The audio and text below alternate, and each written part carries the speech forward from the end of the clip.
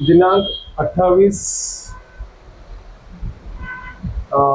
जूनच्या सकाळी ही घटनेची आम्हाला माहिती मिळाली. त्याप्रमाणे आम्ही सकाळी 8च्या दरम्यान समिसन माझ्या पथकासह घटनास्थळी पोहोचलोय.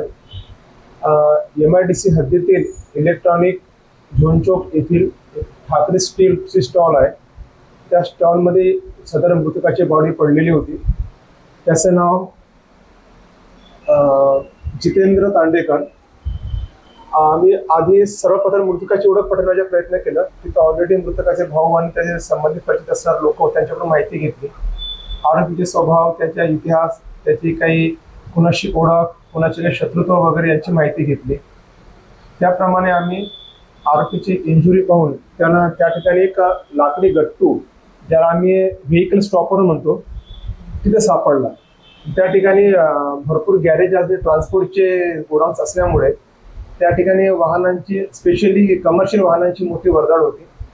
तिथलेच कुठतरी एका गट्टू वापरून हा मर्डर झालेला असावा. त्या दृष्टीने आम्ही शोध घेण्याचा प्रयत्न केला.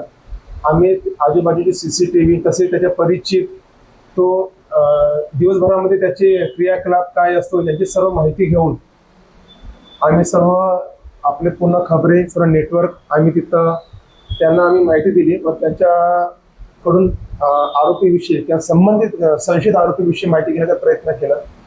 त्याच्या कोणाशी काही जुना वाद वगैरे आहे का, कोणाचे अनैतिक संबंध आहेत का, त्याचा काही फॅमिली काहीतरी इश्यू आहे का, ह्या गोष्टीची आम्ही संपूर्ण माहिती घेतली.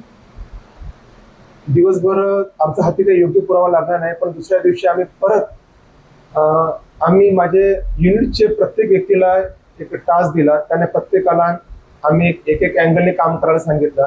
त्याबद्दल आम्हाला आमच्या वरिष्ठांनी, आमच्या डिटेक्शन सरांनी, क्राईम सरांनी आम्हाला सूचना दिलेल्या होत्या.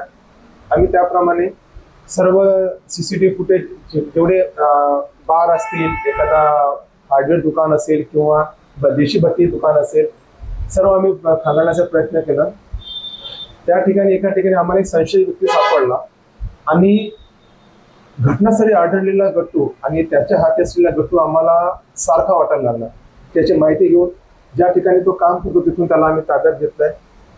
फुटेजमध्ये दिसत असलेल्या कपड्यावरील वर्णन म्हणजे घटनेच्या दिवशी आणि नंतरच्या दिवशी सुद्धा आम्हाला तो सारखा वाटायला लागला. आम्ही त्याला ताब्यात घेऊन व्यवस्थित विचारपूस केली आणि त्यानं आपला गुन्हा कबूल केलाय. जिथे मिळेल तिथे काम करतोय. त्याचे स्वतःचं राहण्याचं घर इथं आहे नाही. तो तिथे जिथं जागा त्याला झोपायला मिळेल तिथं तो झोपतो. त्या दिवशी तो कंपनीतून आपला 9 ते 9 शिफ्ट करून आला. एका देशीदार दुकानात जाऊन दारू पिली आणि त्या घटनास्थळी असलेल्या टाकीच्या गोडाऊन कारखान्यामध्ये वरांड्यात तो झोपला होता. त्याच्या सांगण्याप्रमाणे की मृतक हा बडबड करत होता. तो त्याला समजायला गेला की मला झोपू दे, पण तो मृतक ऐकायला तयार नाही आणि मृतकाने त्याला आई बहिणीवरून शिवीगाळ केली असं आरोपी सांगत आहे. त्यांच्या थोडंसं धक्काबुक्की झाली.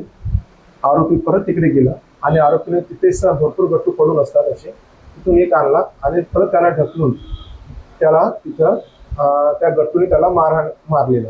आरोपी म्हणते की माझ्या मारण्याची इंटेन्शन नाही, मी त्याला मारून परत तिकडे जाऊन झोपलो. तर सकाळी जेव्हा न्यूज व्हायरल झाली तर तेव्हा तिथून तो निघून गेलेला होता. आरोपीचं नाव सर सुमित शुक्ला आहे. तो प्रॉपर प्रयागराज उत्तर प्रदेश मधला आहे. तो कामानिमित्त इथं काही महिन्यापासून राहत आहे.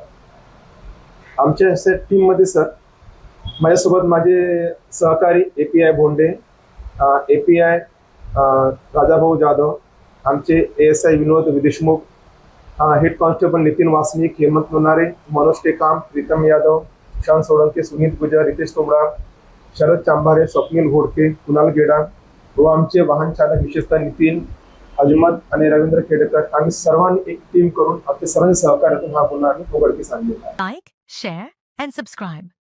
Test Tech News. Stay tuned for the latest updates.